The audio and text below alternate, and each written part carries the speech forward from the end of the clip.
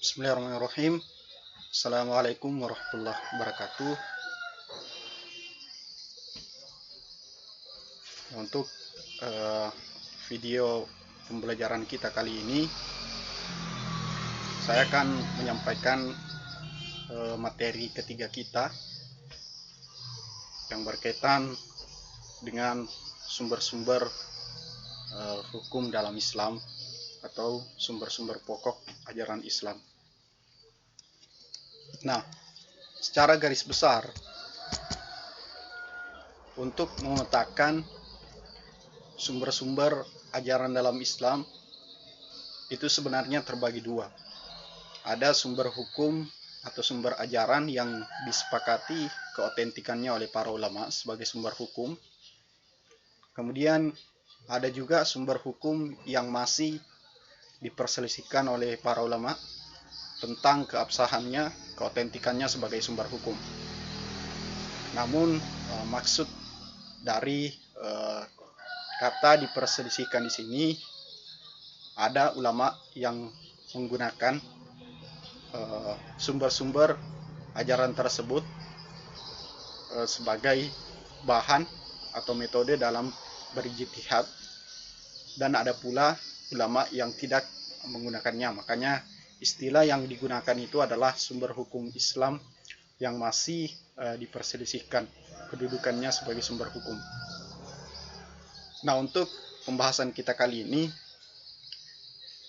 saya akan menyampaikan terlebih dahulu pokok-pokok yang berkaitan dengan sumber hukum atau sumber ajaran yang disepakati keabsahannya oleh para ulama.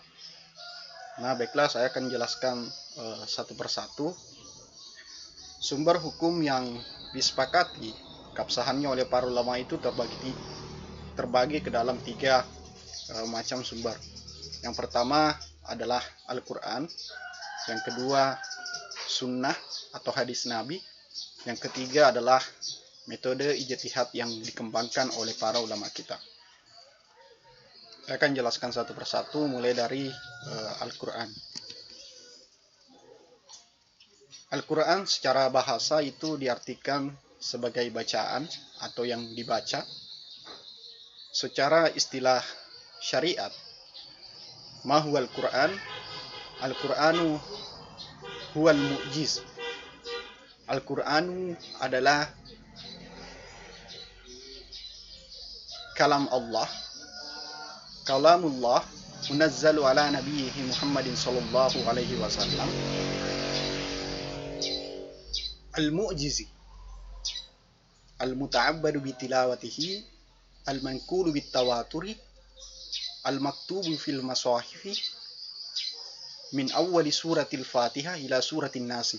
Jadi itu adalah pengertian paling sempurna dari definisi Al-Qur'an secara terminologi atau secara istilah yang diberikan oleh ulama atau pakar dalam bidang usul fikih dan dalam bidang fikih itu sendiri. Nah, dari definisi yang terpampang di slide ini, itu nantinya memiliki beberapa unsur-unsur pokok atau kandungan dari pengertian yang telah saya sebutkan tadi. Yang pertama, Al-Quran itu merupakan firman atau kalam Allah Subhanahu wa Ta'ala, sebagaimana firman Allah dalam Quran surah An-Najm ayat 4 yang berbunyi, a'udzubillahi minasyaitonirrajim, qul in huwa illa wahyu yuha. Nah, itu adalah bukti yang memberikan bahwa Al-Quran itu bukanlah merupakan perkataan yang datangnya dari manusia biasa, melainkan dia merupakan firman atau kalam yang langsung berasal dari Allah Subhanahu wa Ta'ala yang telah menurunkan kitab sucinya tersebut kepada Nabi Muhammad SAW. Kemudian yang kedua, Al-Quran itu diwahyukan kepada Nabi Muhammad SAW. Jadi Al-Quran diwahyukan kepada Nabi Muhammad SAW sebagai mukjizat paling besar Nabi, dan juga sebagai mukjizat paling terakhir yang diturunkan kepada Nabi Muhammad SAW, yang bertujuan untuk menjawab segala masalah-masalah kehidupan masyarakat Arab jahiliyah pada saat itu, baik yang menyangkut masalah akidah, masalah syariat, begitu pula masalah yang berkaitan dengan praktek bermuamalah masyarakat pada saat itu. Kemudian yang ketiga, bahwasanya kalam Allah tersebut atau Al-Quran itu mengandung nilai mukjizat di dalamnya. Salah satu ayat yang mendukung tentang kemukjizatan Al-Quran ini, Allah Subhanahu wa taala berfirman, "Kulla ini jitama'atil ins wal jinnu ala ayyatu bimithli hadzal Qur'an la ya'tuna bimithlihi walau kana ba'duhum li ba'din dhahira." Bahwa ayat ini menjadi penjelas sekaligus tantangan kepada para peragu yang telah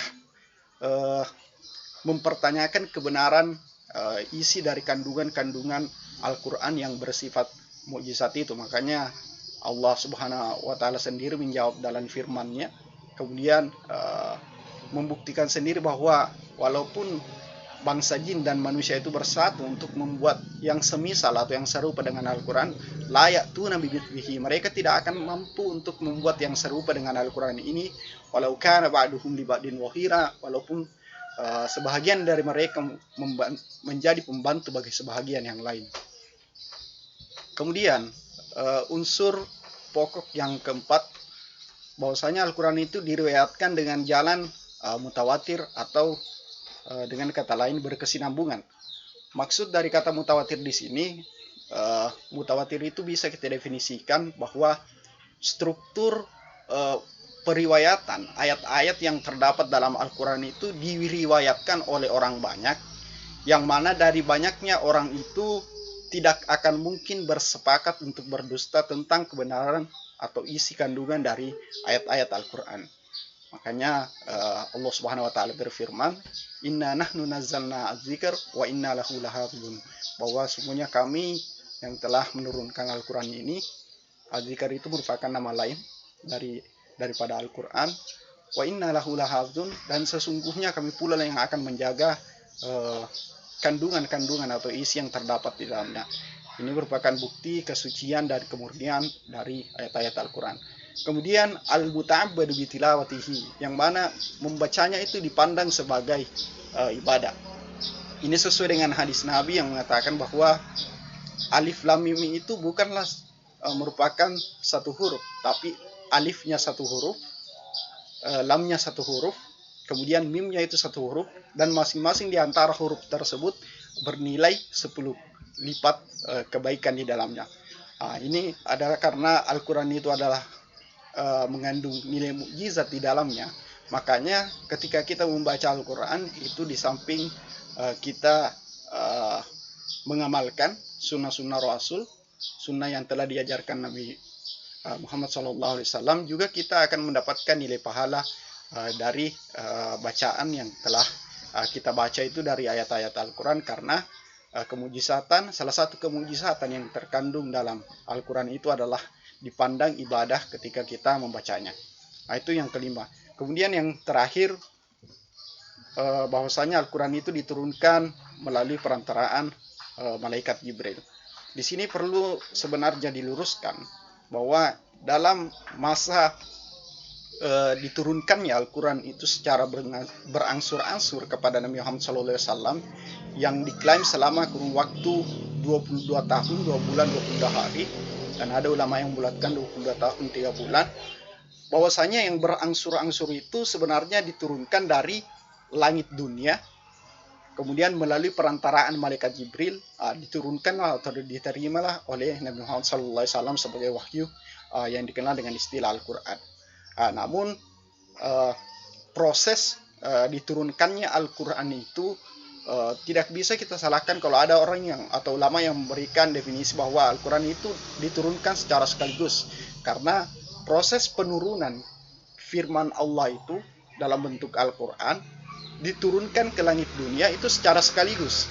Nah, yang berangsur-angsur itu adalah dari langit dunia melalui perantaraan malaikat Jibril kepada Nabi Muhammad SAW. Itulah yang dikenal dengan istilah Al-Quran diturunkan secara berangsur-angsur selama kurun waktu 22 tahun, 2 bulan, 22 hari.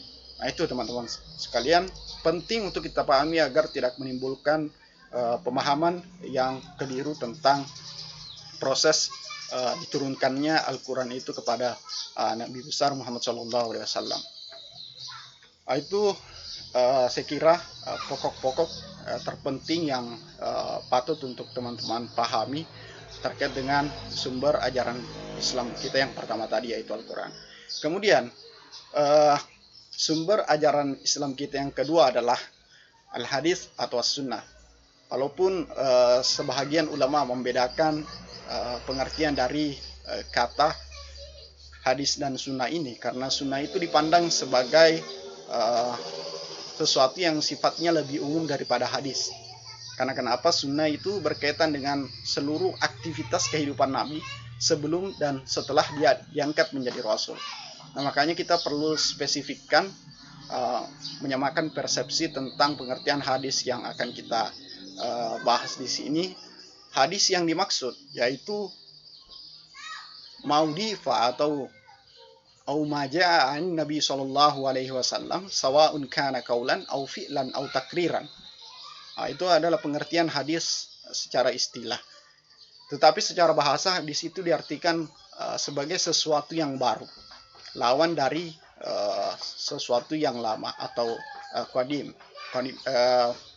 Hadis secara bahasa diartikan sebagai al-jadid atau yang baru, lawan daripada kata qadim yang diartikan sesuatu yang sudah lama. Secara istilah sesuai dengan definisi yang telah saya sebutkan tadi, maudhifa segala sesuatu yang disandarkan kepada anin Nabi sallallahu alaihi wasallam, sawa'un kana qaulan, baik itu berupa bentuk perkataan Nabi, kemudian dalam bentuk perbuatan, kemudian dalam bentuk autakriran, yaitu persetujuan atau ketetapan yang datangnya dari Nabi Muhammad SAW tentang sebuah persoalan. Nah itu. Kemudian hadis itu memiliki dua dimensi penting yang harus kita ketahui. Dari segi kualitas, hadis itu terbagi ke dalam 3 macam. Yang pertama hadis sahih, yang kedua hadis hasan, yang ketiga hadis dhaif. Nah itu kita akan kembangkan nanti materinya di pertemuan kita yang membahas tentang sumber-sumber ajaran Islam ini. Kemudian dari segi kuantitasnya, kalau masalah kuantitas itu berarti kita berbicara menyangkut masalah banyaknya periwayat daripada hadis itu. Yang pertama dikenal dengan istilah mutawatir, kemudian yang kedua hadis masyhur, kemudian yang ketiga hadis ahad. Itu teman-teman sekalian ya. Tapi yang penting untuk saya jelaskan di sini terkait dengan fungsi hadis terhadap Al-Quran. Ya, kenapa harus ada sumber hukum kedua setelah Al-Quran? Itu yang pertama tujuannya adalah sebagai bayan takrir. Takrir itu artinya adalah mengokohkan ayat-ayat yang terdapat di dalam Al-Quran. Contohnya misalkan Allah Subhanahu wa taala berfirman, "Faman syahida minkum syahra falyasum." Barang siapa yang melihat bulan maka berpuasalah. Ayat tersebut dikokohkan kedudukannya dalam hadis Nabi yang berbunyi, "Sumu liru'yatihi wa aftiru liru'yatihi." Berpuasalah kamu ketika melihat bulan dan berbukalah engkau atau kamu ketika melihat bulan pula, artinya telah datang 1 Syawal. Itu salah satu fungsi hadis terhadap Al-Quran, yakni sebagai bayan takrir atau mengokohkan, menguatkan ayat-ayat yang terdapat dalam kitab suci Al-Quran. Itu yang pertama. Kemudian yang kedua adalah bayan tafsir.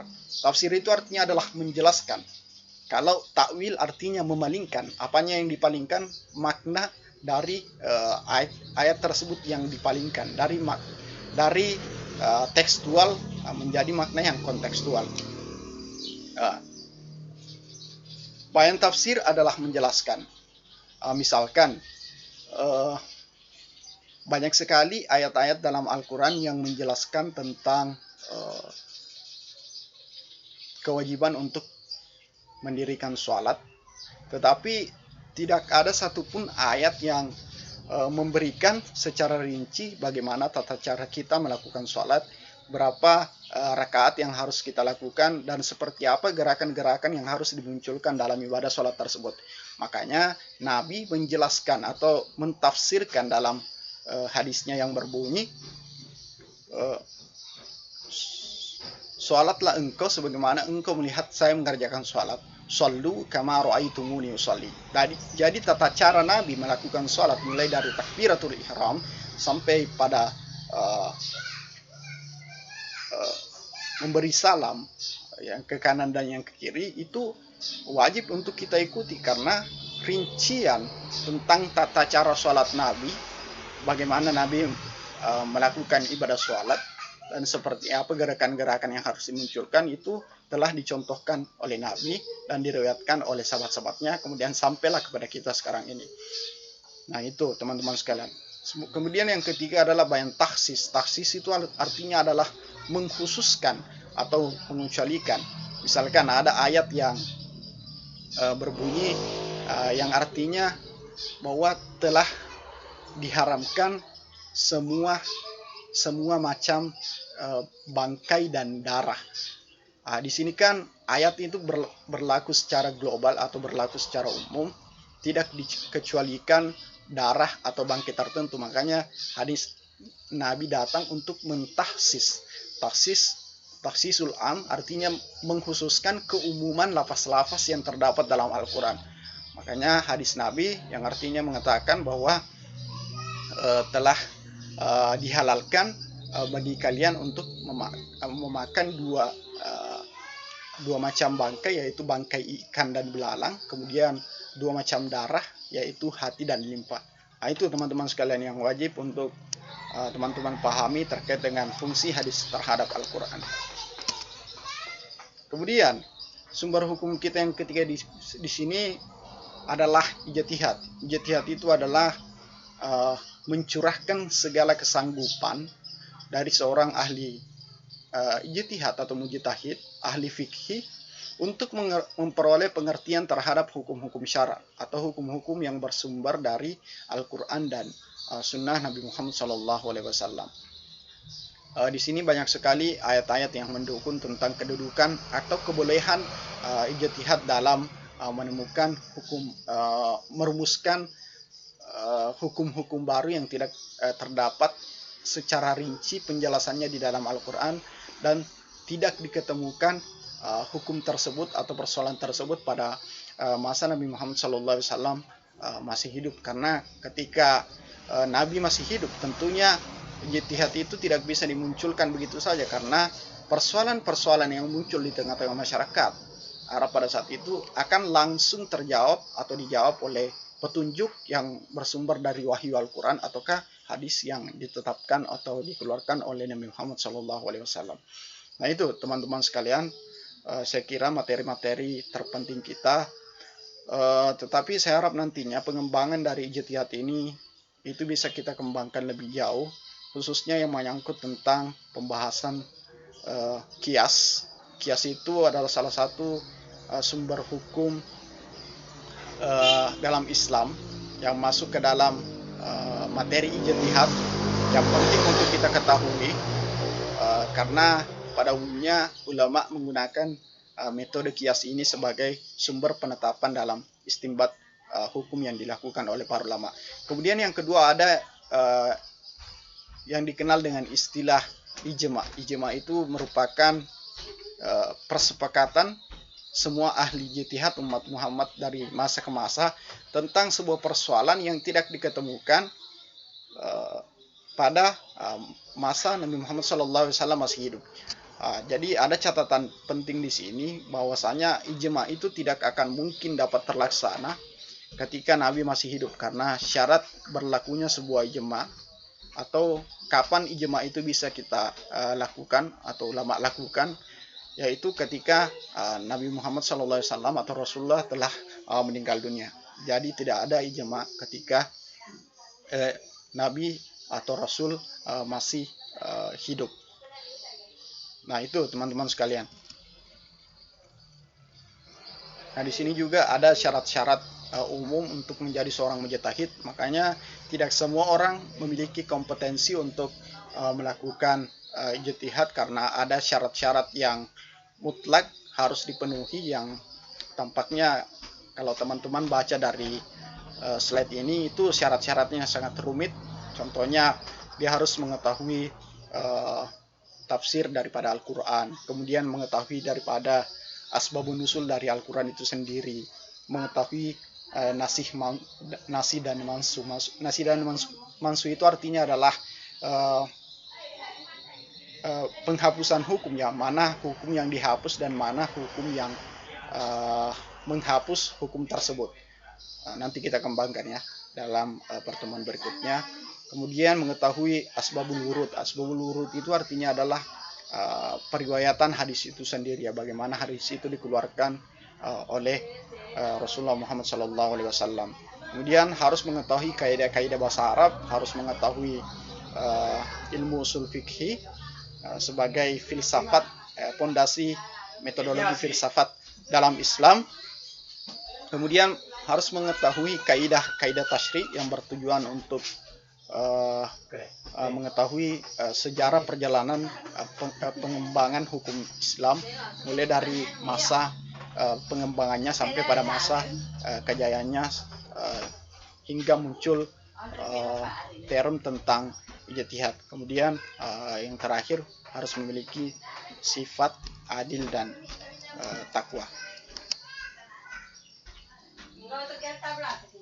Nah, itu adalah materi yang bisa saya berikan untuk kesempatan kali ini. Saya harap teman-teman betul-betul bisa mempelajari materi-materi yang telah saya kirimkan, baik itu dalam bentuk modul ataupun dalam bentuk jurnal-jurnal ilmiah yang bisa teman-teman jadikan sebagai referensi terkait untuk